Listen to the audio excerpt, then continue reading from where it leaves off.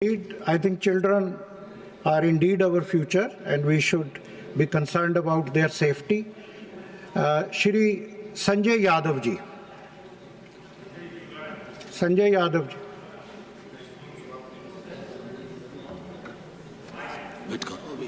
A mic please. इधर वाला.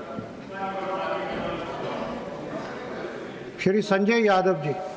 Sir, इस महत्वपूर्ण विधेयक लाने के लिए मैं डॉक्टर फौजिया खान जी का धन्यवाद देता हूं। साथ ही जी जयराम रमेश जी, सुधांशु जी, संजीव अरोड़ा जी सभी ने अपनी इस संवेदनशील मुद्दे पर महत्वपूर्ण बातें रखी।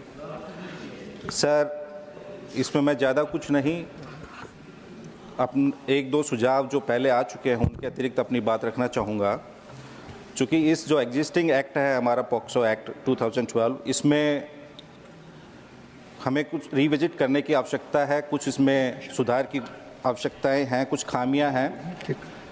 जैसा कि पहले चर्चा हुई बाल पोर्नोग्राफी की, मौजूदा एक्ट में सर बाल पोर्नोग्राफी को ठीक ढंग से परिभाषित नहीं किया गया है।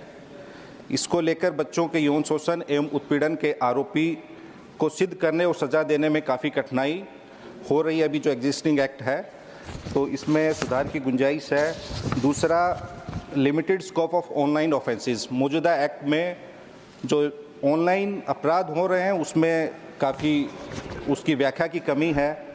ऑनलाइन अपराध आज की वास्तविकता है और इससे बच्चे भी अछूत नहीं हैं।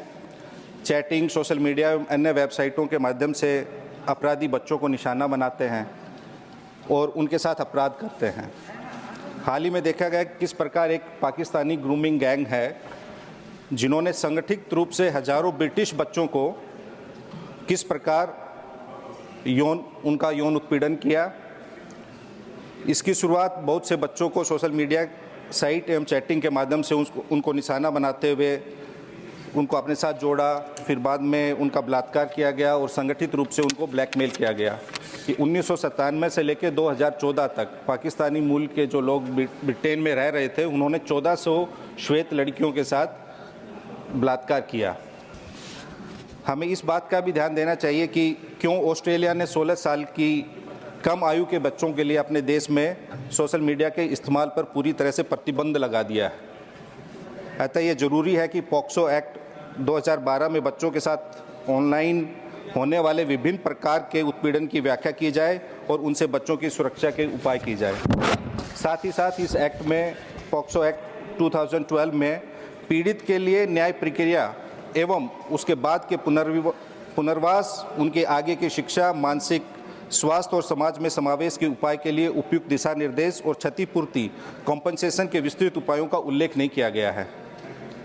केवल दोषियों को सजा दिलवाना ही कानून का उद्देश्य नहीं होना चाहिए, बल्कि पीड़ितों को पुनः समाज में पूर्ण रूप से सहसम्मान सक्षमता से वापस लाना भी कानून का उद्देश्य होना चाहिए।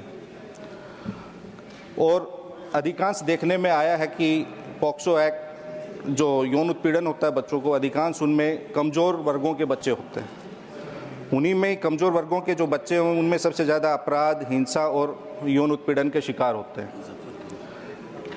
सब ने देखा होगा कि मुजफ्फरपुर में कैसी भयावह घटना हुई। मुजफ्फरपुर बालिका गृह कांड हुआ जिसमें सैकड़ों बच्चियों और बच्चों के साथ वो अपराध हुआ। ऐसे परिवारों के पास इतने संसाधन नहीं होते महोदय कि वो लंबी कानूनी प्रक्रिया में अपने बच्चों का साथ दे सकें।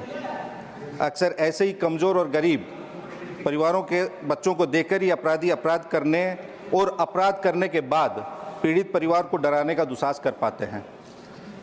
ऐसे कमज़ोर वर्गों के परिवारों के लिए कानूनी प्रक्रिया के दौरान आर्थिक मदद अति आवश्यक है तथा न्याय मिलने के बाद भी अपराध की पुनरावृत्ति ना हो, इसके लिए उनके पुनर्वास, शिक्षा, सामाजिक सुरक्षा इत्यादि को कानून बनाकर आर्थिक सुनिश्चित करना चाहिए।